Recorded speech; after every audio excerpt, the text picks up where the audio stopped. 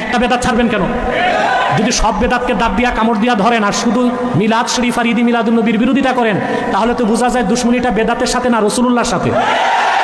মুখস্থ ফটাফট ফতোয়া দিবেন না এটা বেদাত এটা সুন্নাত, আগে বুঝতে হবে, ঠিক না ভাই? বিদাতের মধ্যে তো বেদাতে হাসানাও আছে না? আমরা কি বেদাতে হাসানা করি না? কথা বলেন। এই যে আমরা বাংলাদেশে তাফসীরুল কোরআন মাহফিল হয় না? সাহাবা একরাম কি এই কাইফিয়াতে করতেন? মূল উদ্দেশ্য ঠিক আছে, কাইফিয়াত ভিন্ন, তাই বলে এটাকে কেউ নাজায়েজ হারাম বলবে, বেদাত বলবে? সিরাতুন নবী সাল্লাল্লাহু আলাইহি ওয়াসাল্লাম ব্যানারে মাহফিল হয় না? যেই কাইফিয়াতে আমরা করি এই কাইফিয়াতে সাহাবা একরাম করেছেন। মূল বিষয়টা ঠিক আছে, কাইফিয়াতের ভিন্নতার কারণে এটাকে কেউ বেদাত হারাম শিরক বলে? তো শুধু ঈদে মিলাদুন নবী সাল্লাল্লাহু আলাইহি ওয়াসাল্লাম যে কাইফিয়াতে আমরা ঈদে মিলাদুন নবী সাল্লাল্লাহু আলাইহি ওয়াসাল্লাম পালন করি, কাইফিয়াত যদি এভাবে সাহাবা একরামের যুগে নাও ছিল, তাই বলে এটাকে বেদাত বা শিরক বলে দ্বন্দ্ব সৃষ্টি করাটা চরম পর্যায়ের নির্বুদ্ধিতা ছাড়া আর কিছুই। ঈদ ঈদ ঈদ অর্থ কি? আসরুরুল আয়েদ, খুশি না? যে খুশিটা বারবার ফিরে আস, যে খুশিটা আসরুরুল আয়েদ। তো পারিভাষিক অর্থে ঈদ দুইটা, একটা ঈদুল ফিতর, একটা ঈদুল আযহা। কিন্তু শাব্দিক অর্থে অনেকগুলো দিনকে হাদিসে ঈদ বলা হয়েছে। প্রত্যেক জুমার দিন ঈদের দিন, প্রত্যেক আরাফার দিন, প্রতি বছর আরাফার দিন ঈদের দিন। আপনি যেদিন বিয়ে করছেন, বছর ঘুরে যখন ফিরে আসে আনন্দ লাগে না?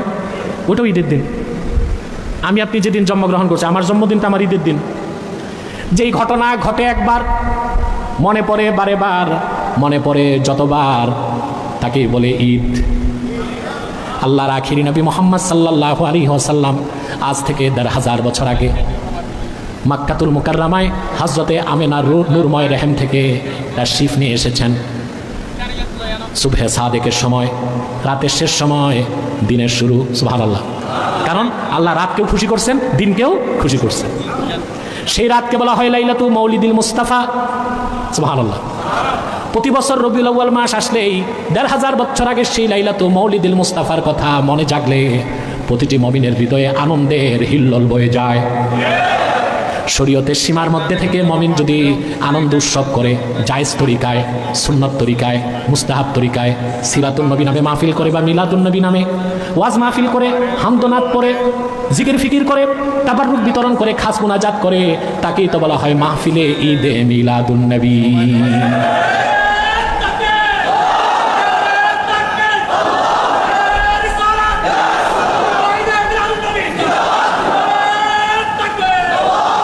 এখানে কোনো গান বাদ্য নাই, আছে? শরীয়তে কাজ আছে। আপনি কাইফিয়ত চাইবেন, তো কাইফিয়তগুলো যদি খোঁজেন, সাহাবা একরাম যে কাইফিয়তে যা করেন নাই সব বেদাত ছাড়েন। একটা বেদাত ছাড়বেন কেন?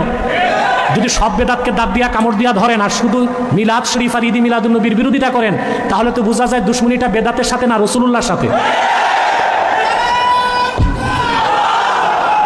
আহলে আরব সাল্লাল্লাহু আলাইহি ওয়াসাল্লাম, আহলে আরবের মানহাজ ভিন্ন। আরবের ওলামায়ে কেরাম 3 যুগে যা ছিল না কিছুই করে না। ওনাদের দৃষ্টিতে সব কিছুই কি? বেদাত, কিছুই তারা করেন না। আমাদের দেশে যারা বেদাতের বিরুদ্ধে ফতোয়া দেয় তারা নিজেরাও তো অনেক বেদাত করতেছি। প্রতি বছর আমার আব্বাসী মঞ্জিল মাদ্রাসায় খাতমে বুখারী হয়। বাংলাদেশের সব মাদ্রাসায় হয় না? তো সাহাবা কেরাম করছেন খাতমে বুখারী। বুখারী শরীফ সংকলনিত হয়েছে কয়েকশো বছর পরে। তা আমরা খাতমে বুখারী অনুষ্ঠান সওয়াব মনে করি না? দাস্তারবন্দি করি, আমাদের মাদ্রাসায় হয়, অন্যান্য মাদ্রাসায়? তো এই যে লোকজন দস্তরবন্দি অনুষ্ঠানে মুনাজাত করতে যায়, সওয়াব মনে করে যায় না? এটাকে কেউ বেদাত বলি? প্রত্যেক পীর সাহেবের বাড়িতে সালানা জলসা হয় নির্ধারিত তারিখে, পৌষের ৩, ৪, ৫, অগ্রহায়ণের ১, ২, ৩, হয় কিনা? মাসও বাধা, দিনও বাধা। এখানে আমরা সব মাসলাকের লোক সালানা জলসা করতেছি, কেউ বেদাত বলে? তো বেদাতের সংজ্ঞায় যদি যান, সবই তো বেদাত। করেন কেন? বলবেন বেদাতে হাসানা। বেদাতে হাসানা বলে যদি কিছু থাকে, তাহলে ঈদে মিলাদুন নবী সাল্লাল্লাহু আলাইহি ওয়াসাল্লামের মাহফিল বেদাতে হাসানা হিসেবে সবচেয়ে উত্তম বেদাতে হাসানা। কেন ভাই? তোমরা যদি এত স্লোগান দাও, তা আমি কথা বলবো কেমন করে? সাহাবা একরাম নিজেরাও বেদাতে হাসানাকে মানতেন। এই যে কেউ কেউ বলে 3 যুগে যা ছিল না তাই বেদাত, এটা মূর্খতা। সাহাবা একরামের যুগেও বেদাত ছিল, এটা বেদাতে হাসানা ছিল।